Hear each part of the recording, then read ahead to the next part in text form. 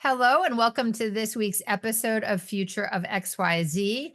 We are speaking about the future of foresight with Radha Mistry. Radha, thank you so much for being with us on Future of XYZ today.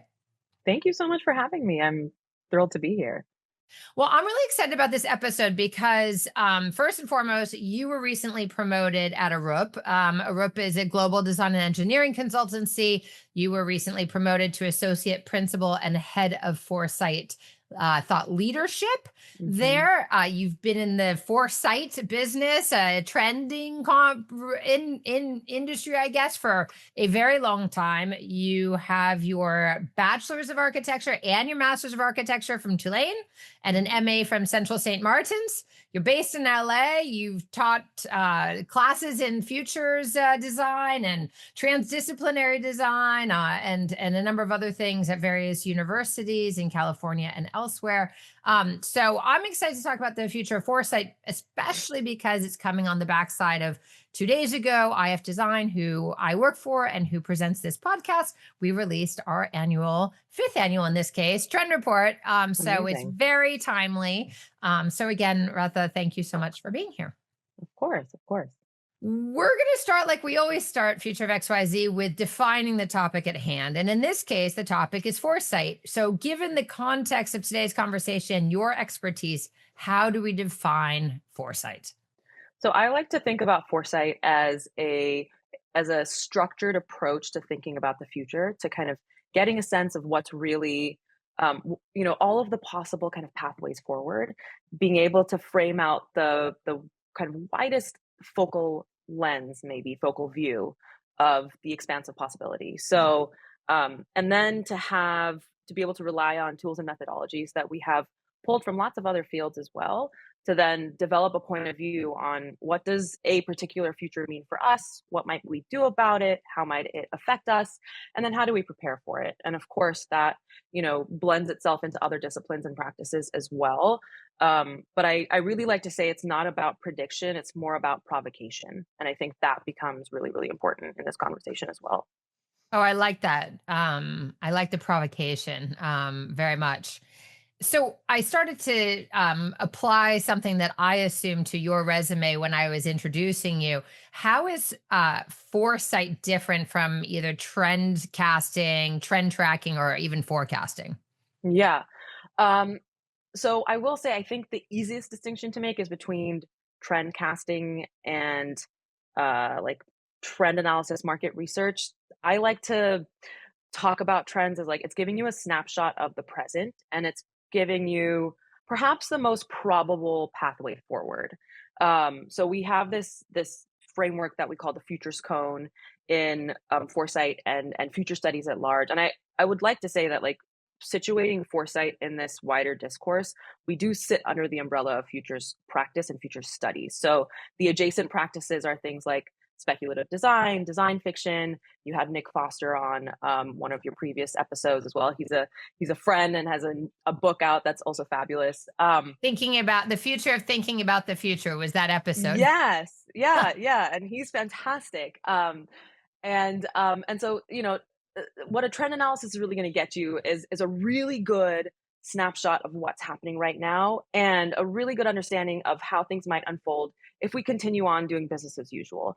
Where foresight comes in is it says, let's really kind of expand that. Let's think about the full realm of possibility, even if it feels uncomfortable, even if it feels unfamiliar, even if we don't necessarily have the language to completely articulate what we mean here.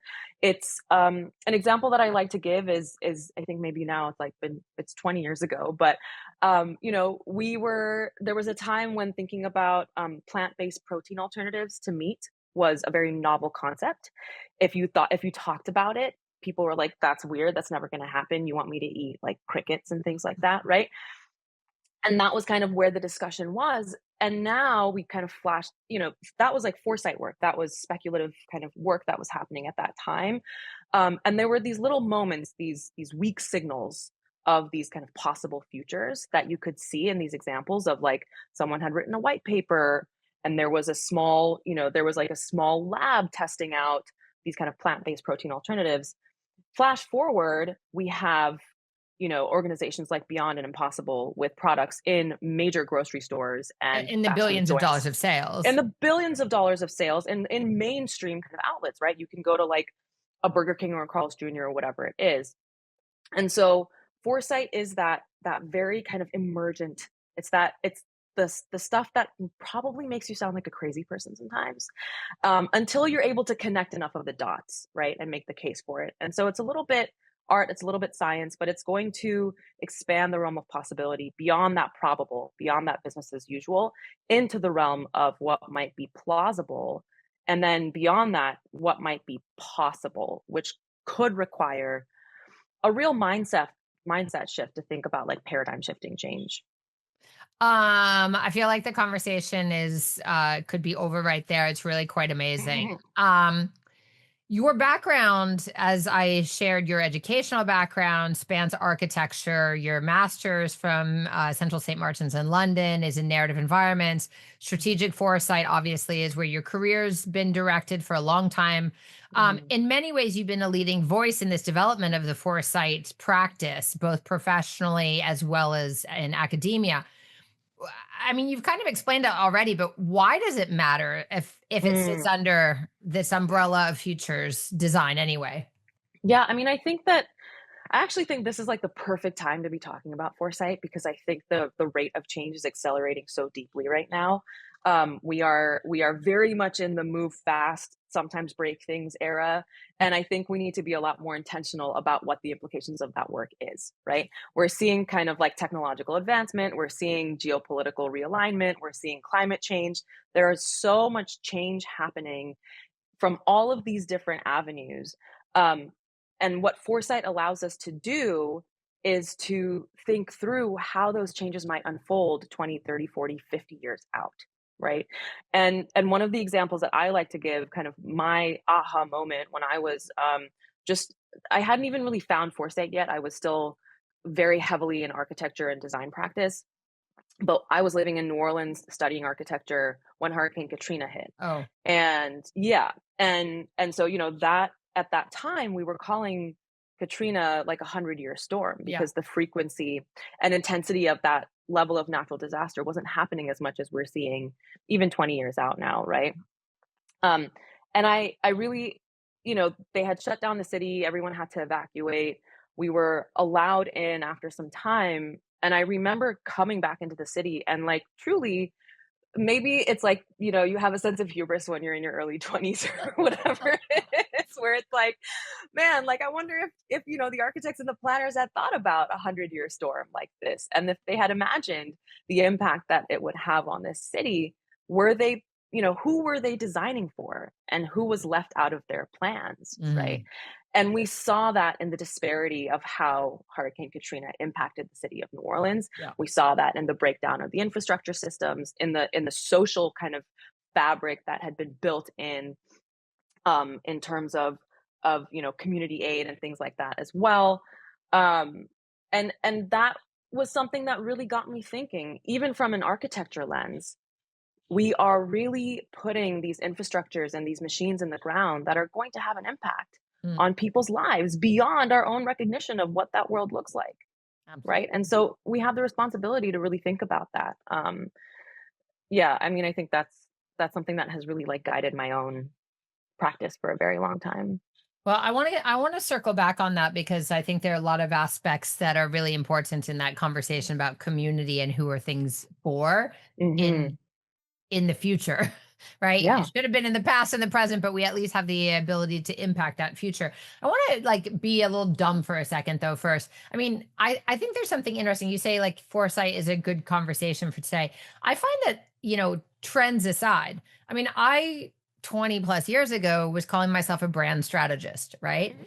And then it became super popular with this totally different subgroup of people with different skill sets, a lot less seniority, et cetera. Yeah. And I changed to futurist. And this Mhm. is like, there was no one listing themselves as a futurist. And I didn't even know what it was. It was like just made up. Like when you pull disparate pieces together in Yeah. strategy and brand and communications and you're building for something in the future, like, and you execute it, like, what's that make you? And so I use the word futurist. And then that, of course, in the last 5 to 10 years has become like super trendy too. Hmm. And there are people like Nick Foster who are actually futurists or future designers. And I run in those circles now. So I also know that, like, well, that's not exactly what I do. At the end of the day, to some degree, all of these titles refer to the same thing to me, which is like pulling strategic insights from deep research, qual and quant research, Hmm. observation, and then translating them, as I said before, into these actionable plans for future forward, both resilience, but also growth. Because if you're in business, everything is about growth all the time, right? But Hmm. but Hmm. resilience, whether you're talking about the human or the systems or the governments or the infrastructures, et cetera.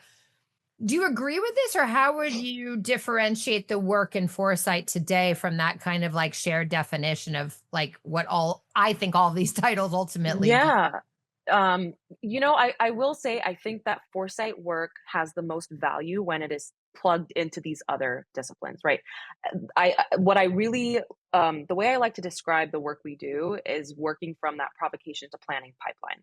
It's how are we ensuring that we're taking the things that feel quite like they sit in the realm of science fiction and translating them into something that feels more like a strategic plan. Hmm. Because what foresight allows us to do is it allows us the point of view to say we don't have to, if we're talking in industry terms, we don't have to chase the market, right? We don't have to we don't have to kind of sit there and just resign to any given future happening to us. We perhaps in this conversation about what future is have some sense of agency and some sense of ownership, and maybe depending on like the scale of the organization you work for, a sense of accountability over what that future becomes. Yeah. And so if we can then kind of take some control and assert that agency, then we can say, what future do we want to design, right?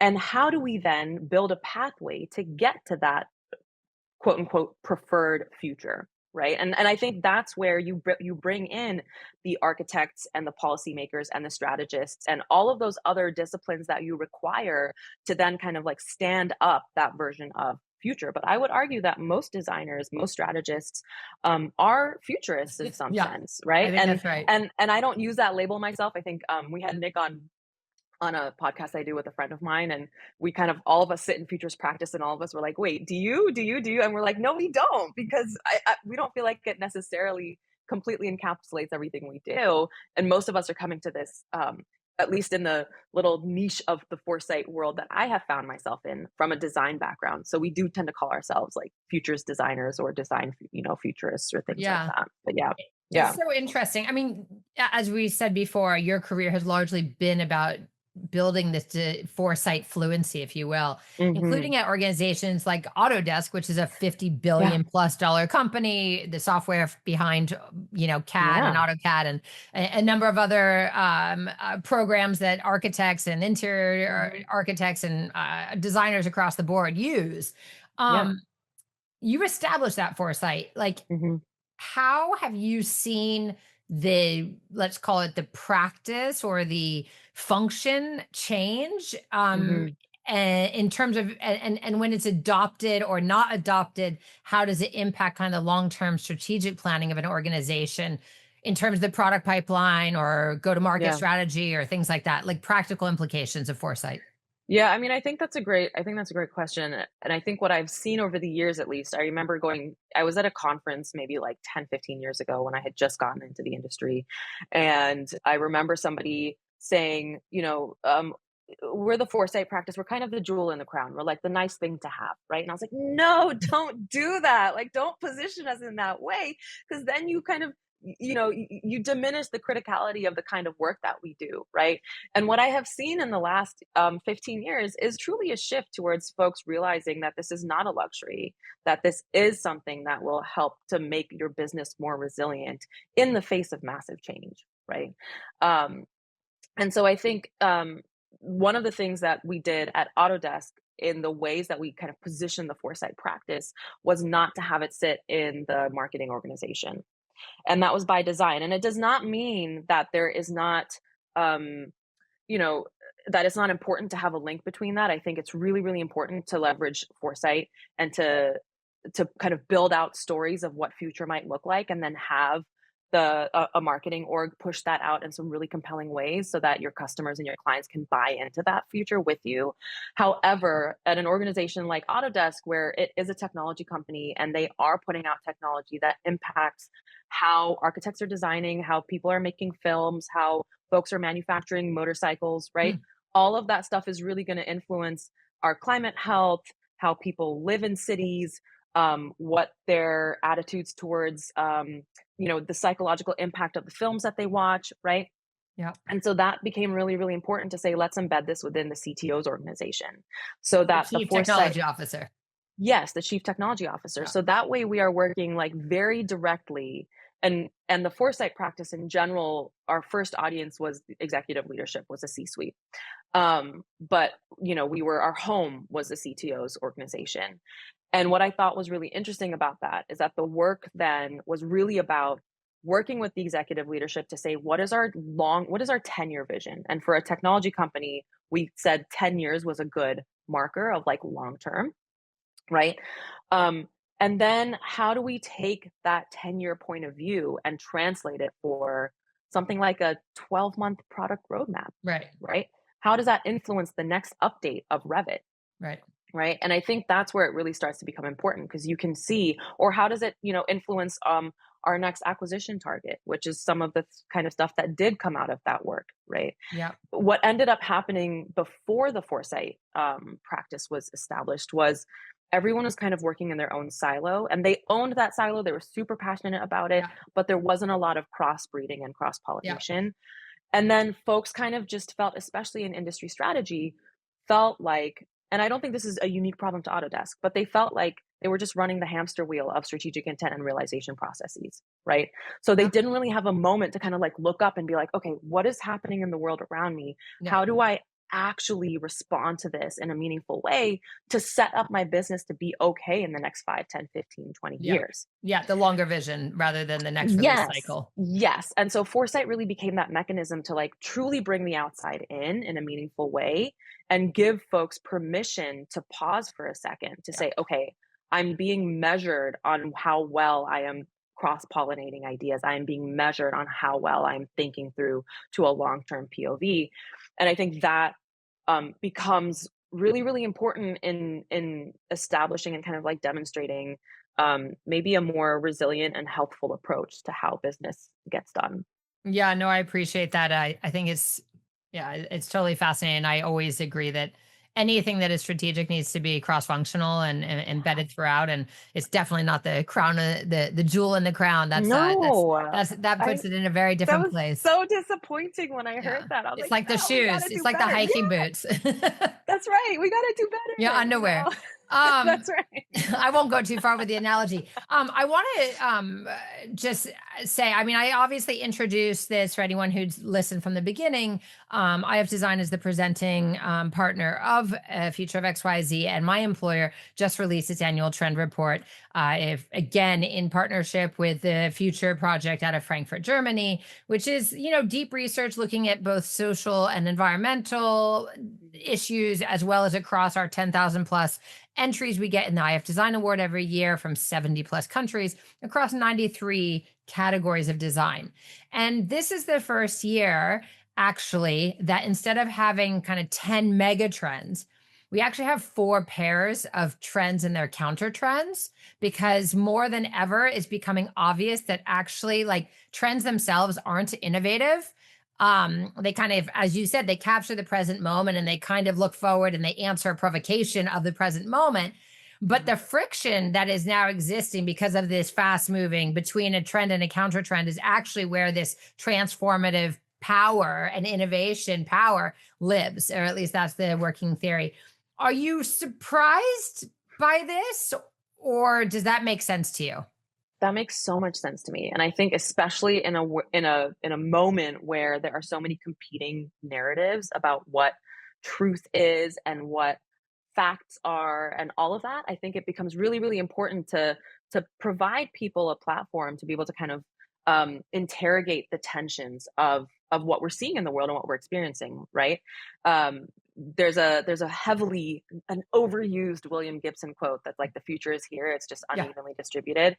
But I think the reason people use it is because it's so great at kind of like illustrating the problem of thinking about foresight and futures, right? Is that you go to you can go to California and you can say like, hey, yeah, the future is totally about like green design and climate change, and there's Waymos everywhere, and then you go to another part of the world and they're like, what's a Waymo? You know, um, totally. and so I think in that world, and especially in a moment where people also are kind of experiencing or expecting that information will be curated for them individually in real time, to then be really prescriptive about how the world is changing and saying, no, I know you're experiencing something different, but this is exactly what it is. You start to kind of lose trust in the audience, right? So Yeah. yeah, I love this idea of kind of having these competing trends, and allowing people the space to say like, how do I think this is going to game out, you know? Um, so we always run through time too fast, and I knew this was going to be a huge topic. So I'm going to make our last series of questions into like rapid fires, if that's okay, because Okay. I want to cover a lot of ground still.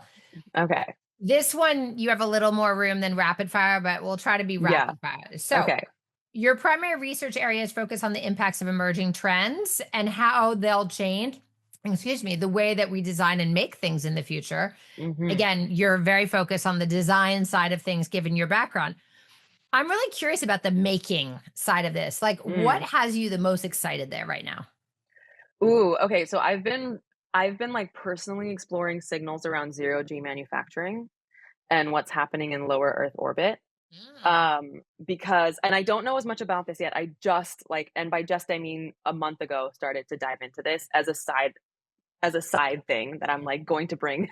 I will cool. have a more articulated POV, but I think there's something interesting about, there are certain materials that can only be manufactured out in certain kind of gravitational pressures, right? Yeah. And there are certain processes that might be, like, more or less efficient in those ways.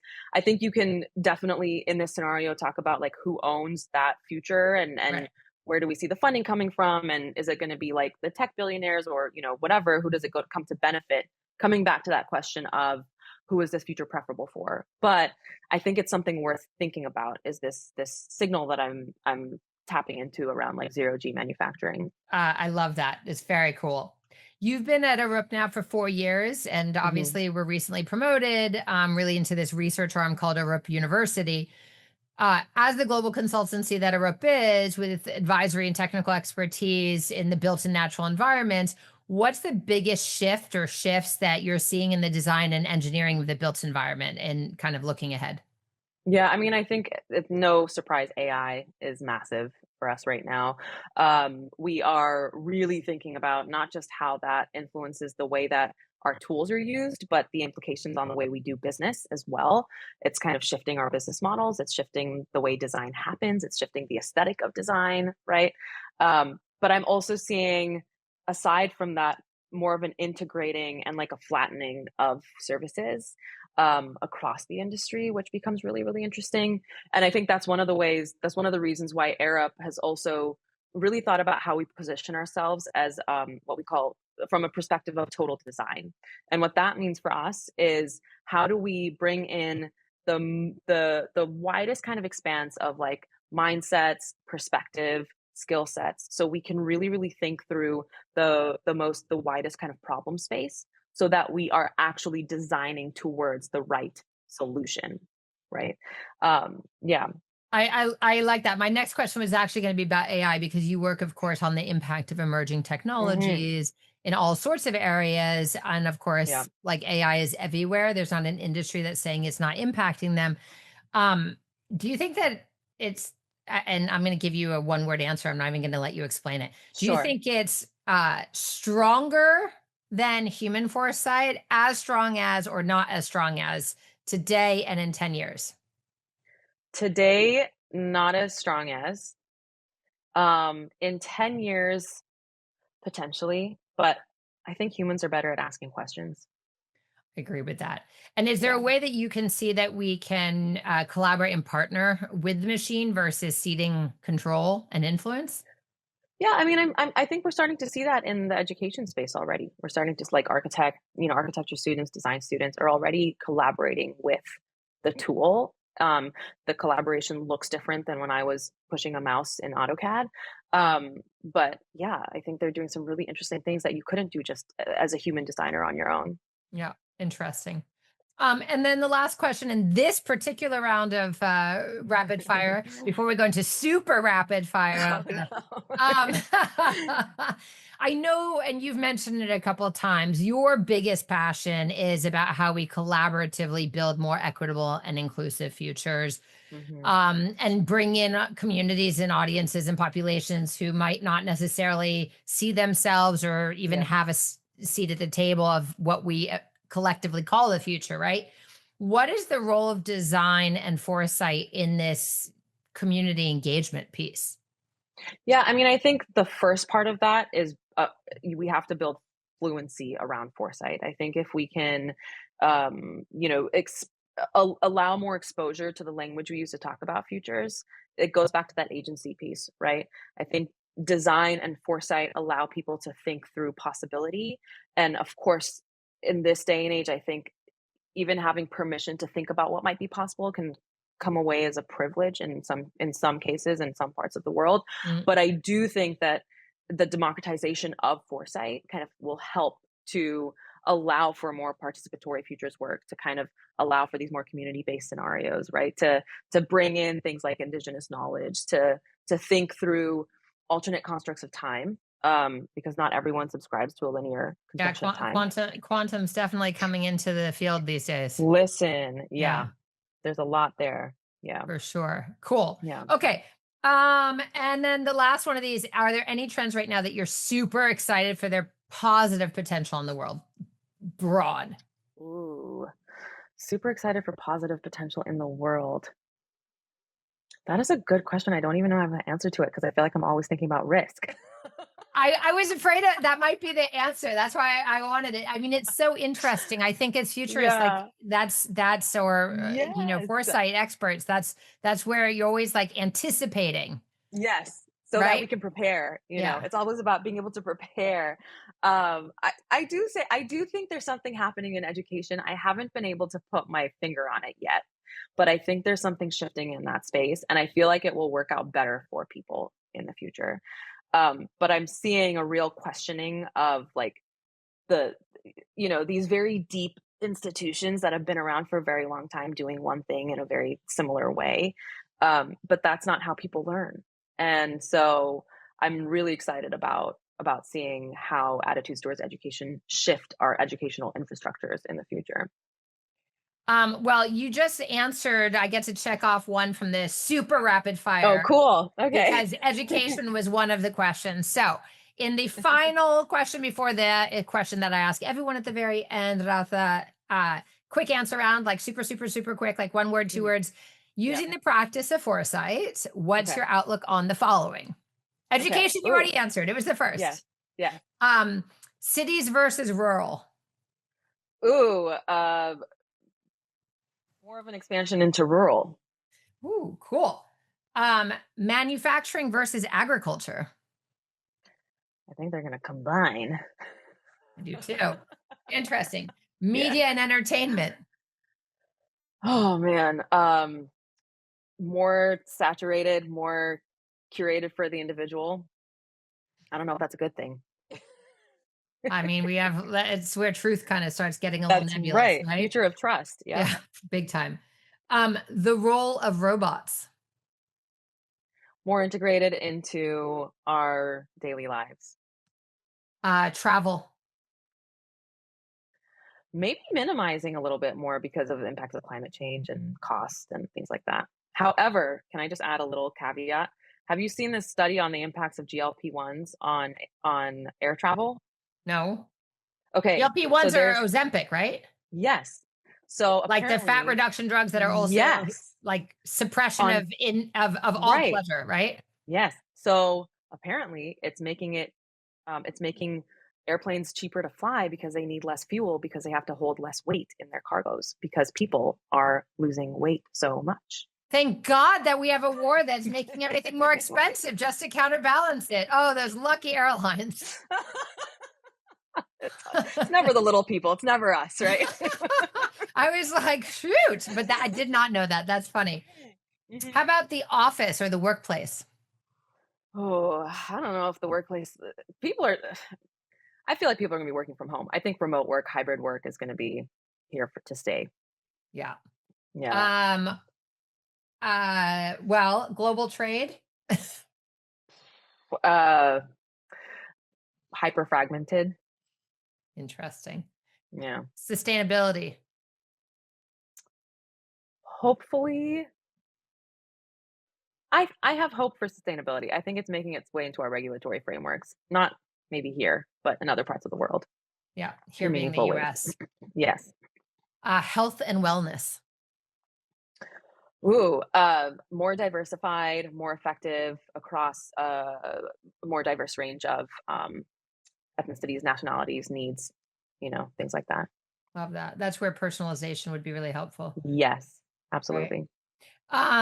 Okay. Architecture. You're like, your bread and butter.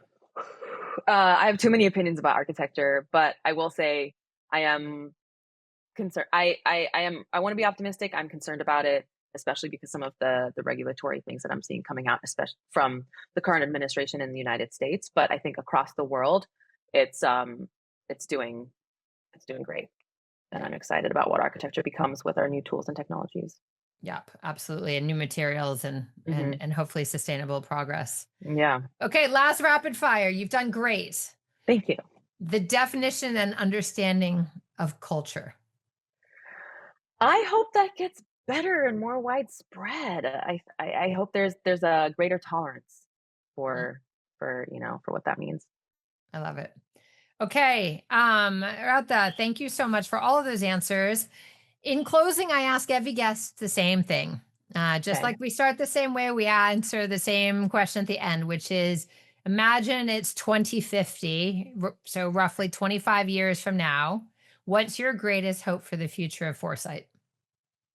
My greatest hope for the future of Foresight is that if I walk down the street and say Foresight, somebody knows at least what I mean.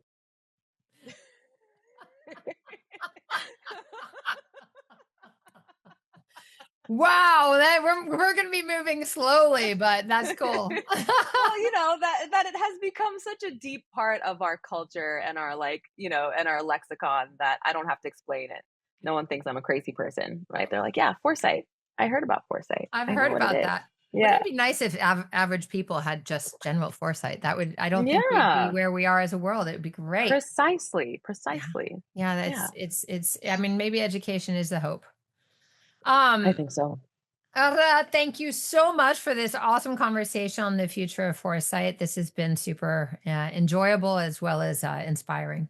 Thank you, and thank you so much for having me. I really had a great time. For everyone watching and listening, you can learn more about ARUP, ARUP, on their website, arup.com. You can also download the IF Design Trend Report free of charge for the next month or so at ifdesign.com. /trend report, but you'll see it all over the front page and all over our social media if you look. If you didn't know that you can watch this on YouTube, you can watch Future of XYZ on YouTube. You can listen anywhere you get your favorite podcast. Please be sure to leave us a 5-star review. Trying to ask that so that people can find us more often and these great conversations with tremendous thought leaders such as Radha, Mistry of Arup. And thank you all for joining us. We'll speak to you again in 2 weeks.